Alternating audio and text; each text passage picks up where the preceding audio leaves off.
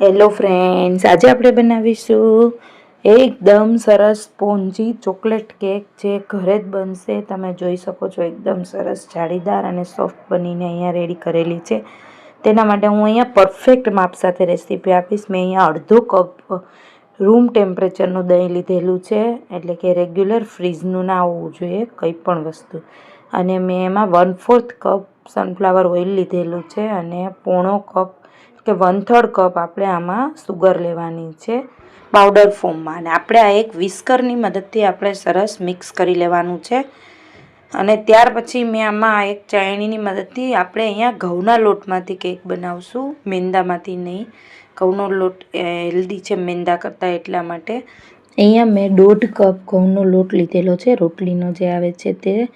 ત્યારે એની અંદર મેં 2 ચમચી કોકો પાવડર લીધેલો છે. ત્યાર પછી મેં અહીંયા 1 ટીસ્પૂન જે છે મેં બેકિંગ પાવડર લીધેલો છે અને 1/4 ટીસ્પૂન મેં બેકિંગ સોડા લીધેલો છે. આ બધુંને મેં ચાળીને આમાં જે બનાવેલું છે આપણે બેટર, જેમાં ઓઇલ છે, દહીં છે અને ત્યાર પછી એમાં સુગર છે, એની અંદર આપણે આ મિશ્રણની અંદર આપણે આ લોટને એડ કરી દેવાના છે.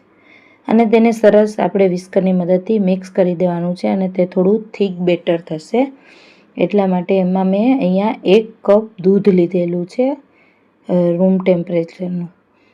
એ દૂધને આની અંદર આપણે એડ કરવાનું છે અને આ રીતે આપણે મિક્સ કરતું જવાનું છે, થોડું થોડું એડ કરીને. અને 1 કપ દૂધ આવે એવી કન્સિસ્ટન્સી આપણે રાખવાની છે. અને 1 કપ આપણે એડ કરી દઈએ. ત્યાર પછી આપણું જેવું બેટરની કન્સિસ્ટન્સી રહે એ કન્સિસ્ટન્સી આપણે આ કેક બનાવવા માટેનું બેટરની રાખવાનું. આ રીતે આપણે વિસ્કરની મદદથી આપણે મિક્સ કરતું જવાનું છે, દૂધને થોડું થોડું લઈને. અને 1 કપ આપણે પૂરું આની અંદર એડ કરી દેવાનું છે. અને તમે જોઈ શકો છો કે અહીંયા આ રીતે મિક્સ કરીને મેં બેટર અહીંયા કેકનું અહીંયા મારું હવે 80% રેડી થઈ ગયું છે.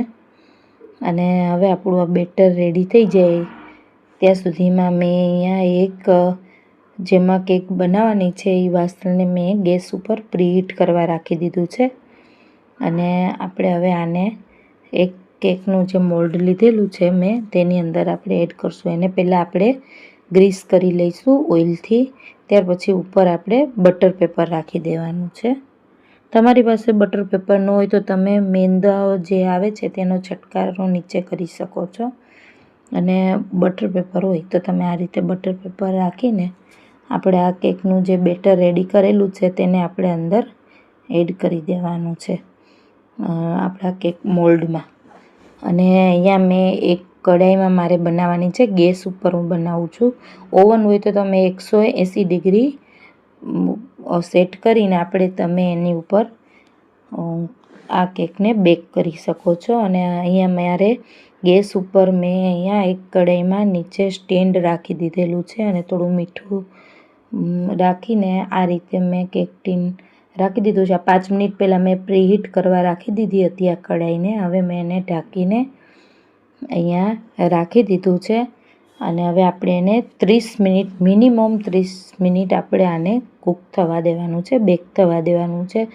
30 મિનિટ પછી મેં આ સ્ટિકથી ચેક કર્યું તો મારી કેક એકદમ ફૂલીને સરસ કૂક થઈ ગઈ છે. હવે થોડી વાર ઠંડી પડે એટલે ત્યાર પછી આપણે આ રીતે કેકને મોલ્ડમાંથી અલગ કરી લેવાની છે. એકદમ સરસ સ્પોન્જી અહીંયા તમે જોઈ શકો છો બની છે. અને એકદમ જાળીદાર કેક આપણી બનીને રેડી થઈ છે. ફ્રેન્ડ્સ, તમે આ રીતે ઘઉંના લોટમાંથી કેક બનાવશો એટલે તમે જે મેંદાની જે બહાર મળે છે તે કેક ખાવ છો તે પણ ભૂલી જશો, એટલી સરસ આ બનીને રેડી થાય છે. તમે જોઈ શકો છો એકદમ સરસ જાળીદાર અને ફૂલીને આપણી આ કેક રેડી થઈ છે. આ રેસીપી સારી લાગે તો મારી ચેનલને જરૂરથી લાઇક, સબસ્ક્રાઈબ અને શેર કરજો.